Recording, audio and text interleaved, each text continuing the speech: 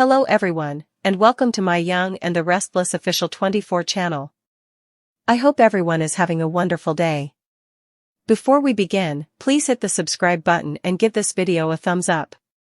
The residents of Genoa City are plunged into unimaginable heartbreak as news spreads like wildfire. Newman is dead. The vibrant, artistic soul who had once been a beacon of hope and warmth for the Newman family is now gone, leaving behind nothing but unanswered questions, shattered dreams, and a grief so profound that even time may never fully heal it. The tragedy strikes at the very heart of the Newman family, sending Nick and Sharon spiraling into despair. What was supposed to be just another ordinary night has turned into a nightmare that no parent could ever imagine.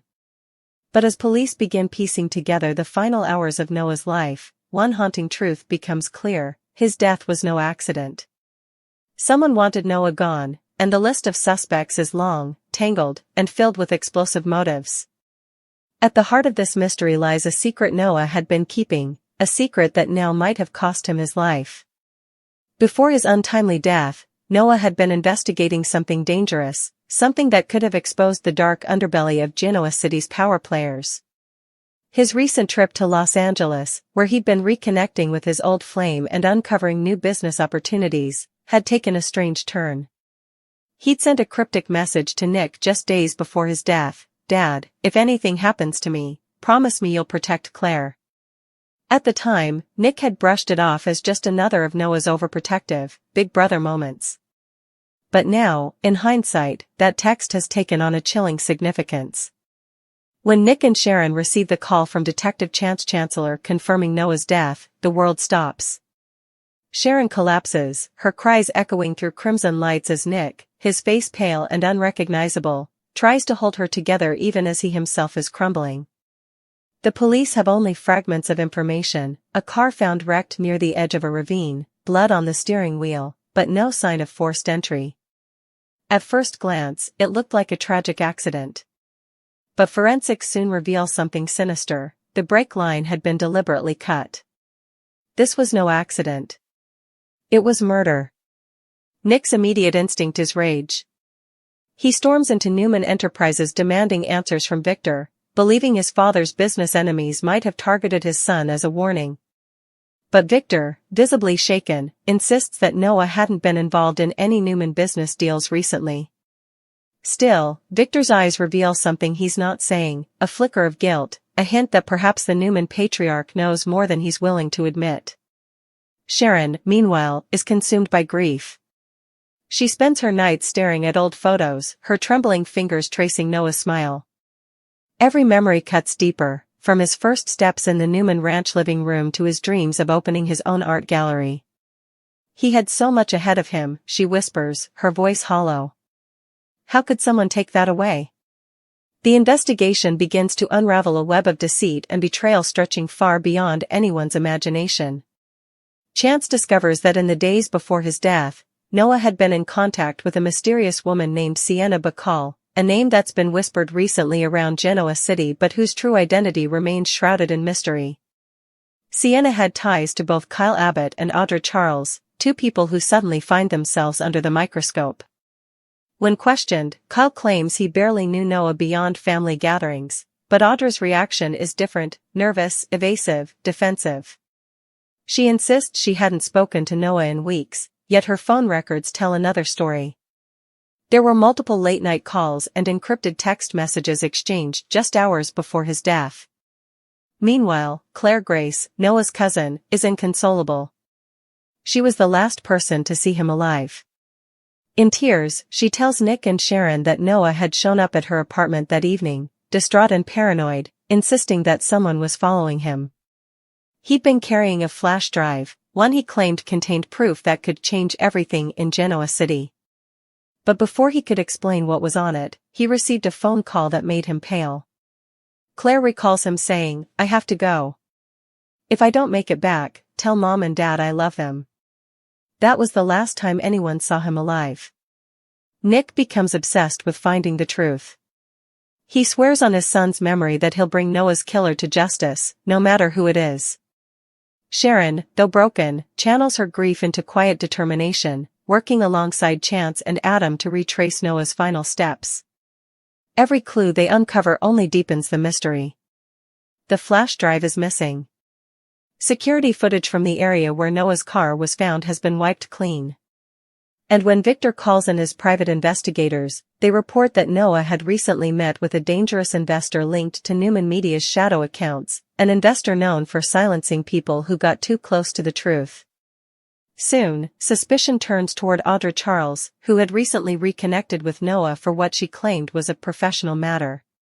But as it turns out, Noah had discovered that Audra was using shell companies to funnel money out of Newman Media and into off-the-books ventures tied to a global art smuggling ring. The very same network Noah had been investigating. When confronted, Audra's composure cracks. "You think I wanted this?" she cries to Nick. Noah was never supposed to die. He was supposed to walk away. Her words send chills through Nick's spine. Did she mean to suggest that she'd tried to scare Noah off, not kill him? Or is she covering for someone else? As Sharon and Nick piece together the puzzle, a shocking revelation comes from an unlikely source, Adam Newman. Adam confides that he received an anonymous email days before Noah's death warning him that someone inside Newman Media was going to pay the ultimate price for their silence. He didn't think much of it at the time, assuming it was just another threat from one of his many enemies. Now, he realizes it may have been a warning about Noah. Adam's guilt eats away at him. He joins Nick in his pursuit of the truth, even if it means going up against their own family. The story takes another devastating turn when evidence points to Victor's old associate, Jordan, who has recently resurfaced under a new identity. Jordan had a vendetta against the Newmans after Victor exposed her operation years ago. Noah, digging too deep into Newman history, may have stumbled onto something that put him directly in Jordan's crosshairs. Jordan, known for her ability to manipulate others into doing her dirty work, could have easily coerced someone close to Noah into betrayal. But who? Then comes the bombshell that shakes the investigation to its core. A fingerprint found on Noah's car door belongs to Kyle Abbott. When the police bring him in for questioning, Kyle insists he's innocent. He claims he'd only met Noah earlier that day to discuss a potential collaboration involving Fenmore's and the Newman art division. "I didn't kill him," Kyle shouts in interrogation. "We argued, yes, but I left him alive." The tension explodes between the Abbotts and the Newmans as old rivalries resurface. Jack Abbott pleads with Victor to keep their families from tearing each other apart, but Victor's grief has turned to vengeance. "If Kyle had anything to do with my grandson's death," he growls, "no one, not even you, Jack, will protect him." As Genoa City reels, Sharon finds solace in unexpected places. Mariah, Tessa, and Faith rally around her, reminding her that love will keep Noah's spirit alive. But even as she tries to grieve, she can't shake the nagging feeling that something doesn't add up. Late one night, while going through Noah's laptop, she finds a hidden folder labeled Truth. Inside are fragments of audio recordings, conversations between Noah and someone whose voice is distorted. One line stands out: "If they find out about the project, we're both dead." This discovery reopens old wounds and reveals a conspiracy much bigger than anyone imagined. It turns out that Noah had uncovered an illegal financial operation tied not only to Newman Media but also to Chancellor Winters and even Jabot. The people he'd trusted, people who claimed to love him, had been caught up in the corruption, and Noah had been determined to expose them all. The night of his death, he was planning to hand over the evidence to chance. But someone stopped him before he could. As Nick and Sharon brace themselves for the shocking truth, they find themselves torn between their desire for justice and their fear of what it might cost. The deeper they dig, the clearer it becomes that Noah's killer may be closer to home than they ever imagined. A chilling possibility arises: could one of the Newmans themselves have been involved? Could Victor have ordered something that spiraled out of control? Or could Adam's secret dealings have indirectly led to his nephew's death? In the end, Noah's death becomes more than just a tragic loss. It becomes a catalyst for chaos, exposing long-buried secrets, tearing families apart, and forcing everyone in Genoa City to confront their own sins. Nick, consumed by guilt and rage, vows to protect his family from any further harm, but Sharon's quiet determination becomes the moral compass in this dark time. "We can't let Noah's death destroy us," she tells him softly. We have to find the truth, for him. But as the final scene closes, one haunting twist remains. An anonymous envelope arrives at Sharon's doorstep. Inside is a photograph of Noah taken just hours before his death, standing beside a shadowy figure. On the back of the photo are 4 chilling words, "It's not over yet." And just like that, the grief-stricken town of Genoa City realizes that the nightmare is far from over. The real killer is still out there, watching, waiting, and ready to strike again. The next morning, the sky over Genoa City was gray and heavy, mirroring the collective grief weighing down the Newman family. The tragic news of Noah Newman's death continued to ripple through every corner of the town. Flowers, candles, and photographs lined the steps of Crimson Lights, a silent tribute to the young man who had touched so many lives. Sharon stood at the counter, staring into nothingness, her hands trembling as she poured coffee for a customer she couldn't see. Every sound felt muffled, every face blurred. The only thing clear in her mind was Noah's voice, his laughter echoing through her memory like a ghost she couldn't let go of. Nick entered quietly, his eyes bloodshot, his jaw clenched. He had barely slept, spending the night poring over police reports and phone records, desperate to find some clue, some mistake that could lead him to the person responsible. When he saw Sharon, his chest tightened. "I got your message," he said softly. Sharon turned, her face pale and tear-streaked, holding out the envelope she had received the night before, the one with the photo of Noah and the haunting message, "It's not over yet." Nick studied it, his breath catching when he saw the shadowed figure beside Noah. "Do you see that?" Sharon whispered. "That silhouette, it's familiar. I swear I've seen that coat before." Nick nodded slowly, his mind racing. The coat, black, long, distinctive, looked eerily similar to one he'd seen Adam wearing a few weeks ago. His heart sank at the thought, but he refused to believe it. "No," he muttered. "It can't be him." Still, doubt gnawed at him. Adam's past was filled with secrets and schemes. He had done terrible things before in the name of protecting family, or himself. But could he have gone this far? Could he have been involved in Noah's death? Meanwhile, Detective Chance Chancellor was making headway in the investigation. He'd managed to retrieve partial surveillance footage from a nearby gas station on the night of Noah's death. The video showed Noah's car stopping briefly at the station, followed by another vehicle pulling up behind him, a sleek black sedan with tinted windows. The driver stepped out for only a few seconds, then got back in and followed Noah's car. The plate number was unreadable, but the make and model were clear, a 2024 Maserati Levant. Only one person in Genoa City was known to drive that exact car, Audra Charles. When Chance confronted her at Newman Media, Audra tried to maintain her composure, but her voice wavered. "Yes, I was following him," she admitted. "But not for the reason you think. I wanted to talk to him. He said he had something that could ruin me, ruin everything I've worked for. I just wanted to explain." "Explain what, Audra?" Chance pressed, his eyes narrowing. "That you were laundering money through shell companies tied to stolen art? That you used Noah's trust to keep him quiet?" Audra's tears fell freely now. "I didn't kill him, Chance. I swear on my life. I just wanted to stop him from going to the police. I thought if I could just talk to him," she broke off, sobbing. "But when I got there, he was already gone." Her confession deepened the mystery rather than solving it. Chance needed more. He turned his attention back to the flash drive Noah had mentioned to Claire. If they could find it, they might finally understand what Noah had uncovered, and who had silenced him. But the flash drive was nowhere to be found. Sharon searched Noah's apartment from top to bottom, refusing to give up, while Nick grilled everyone who had seen Noah in his final days. It wasn't until Faith made an offhand comment, "He was always hiding stuff in his sketchbooks," that Sharon's eyes lit up.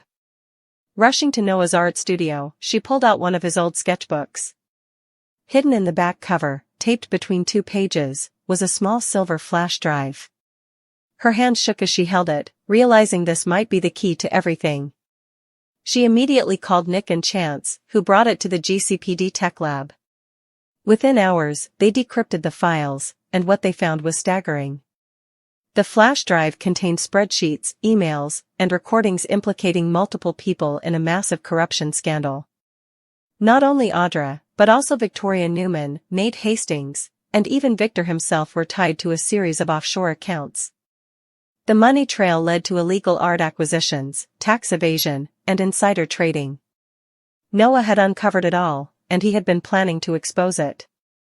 The realization hit Nick and Sharon like a thunderbolt. Their son had died trying to do the right thing, to protect the integrity of the family name.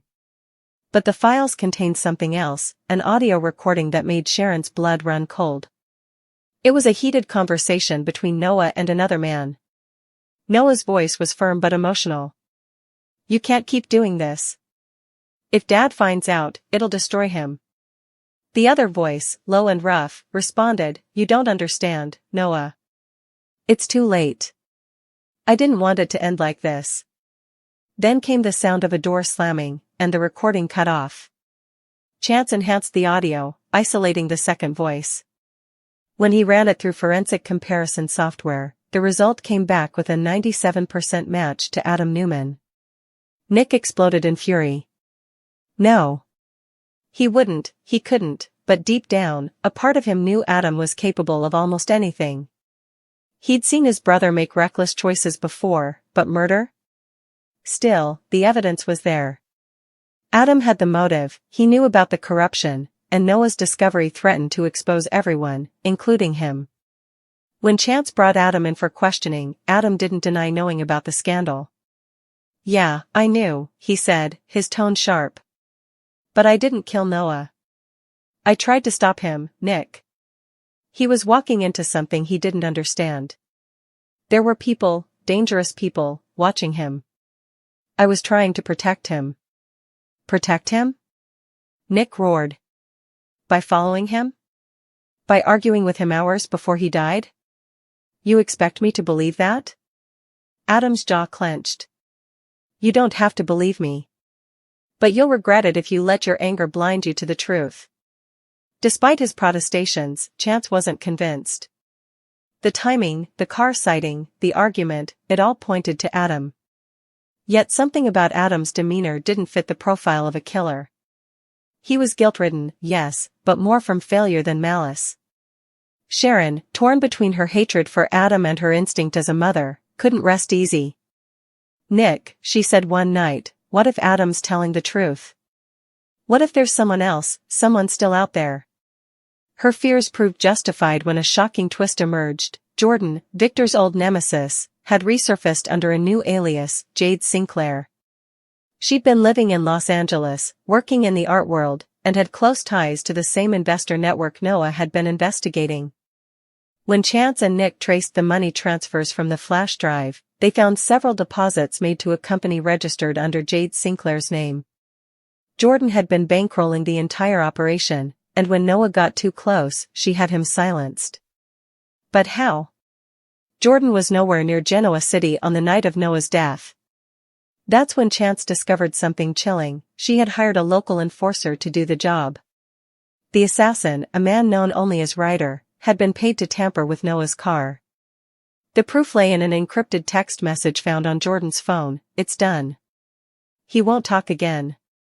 The final piece of the puzzle came when police found Ryder's hideout on the outskirts of town. Inside, they discovered Noah's missing phone, the original flash drive backup, and a photo of the Newman family, torn in half. Ryder was nowhere to be found, but it was clear he had been watching them for months. When Victor heard the news, his fury was volcanic. "Jordan thinks she can destroy my family again? Not this time." He vowed to hunt her down personally, but Nick intervened. "No, Dad. This ends here. Noah died trying to stop this cycle of revenge and corruption. Don't make his death meaningless." Victor's eyes softened for a rare moment. "Your son was a good man, Nicholas. He saw the truth when the rest of us refused to." The Newman family gathered at the ranch for Noah's memorial, a somber affair filled with tears, music, and memories. Faith played one of Noah's favorite songs on guitar, her voice breaking halfway through. Mariah read a heartfelt letter, recalling her brother's kindness and creativity. Sharon, dressed in black, stood silent.